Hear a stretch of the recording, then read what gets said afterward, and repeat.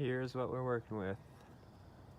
We got our engine bay hose, we got our under the car hose. So now we gotta add these new clips on. So we have to cut these guys off and try to do it ourselves. Being extra cautious and putting a little dab of solder in these joints.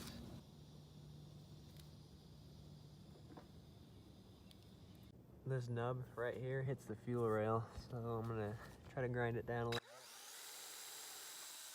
So this part hits on my fuel rail, which freaking sucks, but this motor is not being used anymore because my standalone deletes it. It's only this. It's not drive-by-wire, it's drive-by-cable now. So now I got my JB weld.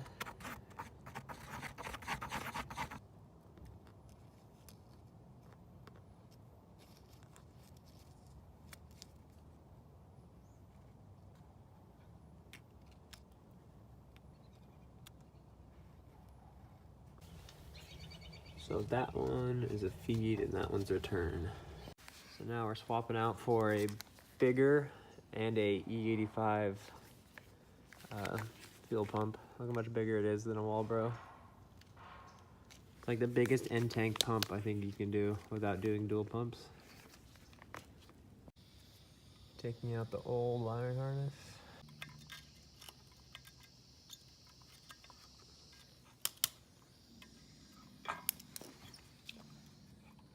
Old wiring harness out.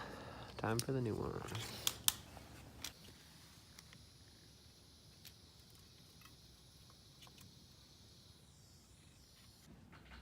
So with this Works fuel pump, that stock metal pipe has to be trimmed for this to be installed. So this is how much I cut out. And to get the burrs out of the inside, took this and went in a little bit. For wire, we couldn't fish it through the holes, so we just like sandwiched it, soldered it. We didn't trim the hose since we cut the barb off, so that it goes all the way up. And the way this pump's designed, you can't have a perfectly straight hose. So we bent this a little bit to make it a little bit straighter, but it's still bent. Factory, there's a zip tie there, but it's E85 now, so we put a hose clamp. But now it's time to go in. So this comes off the gas tank, and we just chopped. I don't care to remove the whole hard line, so I just cut it right there. Here's what we're working with. We got our engine bay hose, we got our under the car hose, which is stainless steel braided. I think that's stainless steel braided too, but it's just got the black cloth around it. We got our Allen wrenches, we got our standalone fuel pressure sensor. These plugs off the fuel regulator. Got a butt plug because we're in a plug one on the fuel pressure regulator. And then I think I have some extras. These dash 10s are for the oil catch can, and hopefully we can make this work. So from the tank to the fuel filter, we got stainless steel braided flex hose, a 20-foot roll. And then for at the tank, we got these Jegs line finishers, our hose finishers, and they look like that. And what we're doing is taking the fuel lines and running them the opposite side of the car. We're gonna put the fuel filter down the frame rail on the inside, printed piece, and it slides in down there, like that. This goes there, and these tighten it down. So now I have a way of mounting my flex fuel sensor very easily. We got this cool swivel one that works just like this. All the radium stuff is super cool to work with. So that will go straight down to this guy, and then from that guy go to our fuel filter, and then this 90 come down into a straight, and then probably a 45 down to the flex fuel sensor, and then back to the tank. That's the plan. So let's see how easy or difficult that is. Just put my AN lines on, and now I'm gonna take some measurements and get that on there. So I have one line, and now this one's pretty tight. And this is how I put a tape mark where I need to cut. I will zip tie this, make it clean. My goals are to make it clean, and I want that to be straight. So yeah, about to cut right there. Watch how easy this is. Make sure it's straight. Just like that. Look at that cut. The next step, you get your ShamWow, vice grip it in. Get your expensive AN wrenches, your fancy ones out. Get it as tight as you can. Well, not get it snug like that, and then use your vice grip part and crank her on down.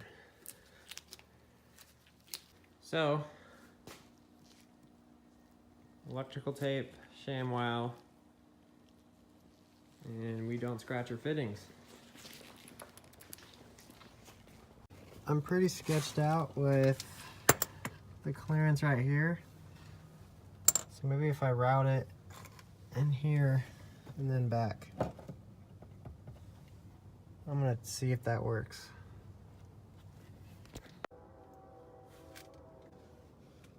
So remember how I said I was nervous about the things here?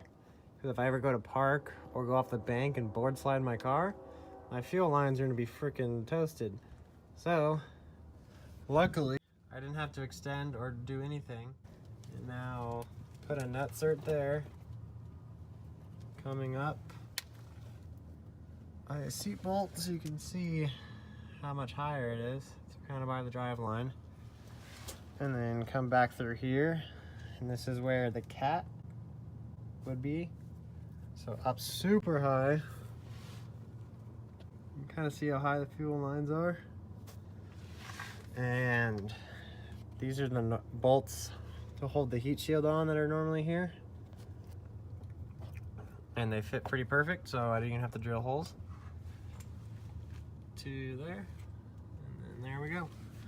So the manifold is finger tight. Most of the fittings are finger tight, but check this out. Got a 90 coming out around into a 45, but look how, I love how I'm replacing this. Look how straight it is. And then we got one right there, and I put a nice twist in that hose so it can not, it's super sturdy, like not moving, so it's not gonna hit this, and it's not gonna hit the frame rail. This is a return line, and here's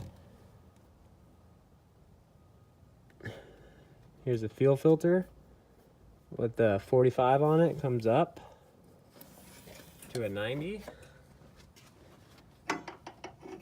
90, an adapter for my ECU, see how much fuel pressure I'm running, to a swivel 90 that goes into the fuel rail that works like this.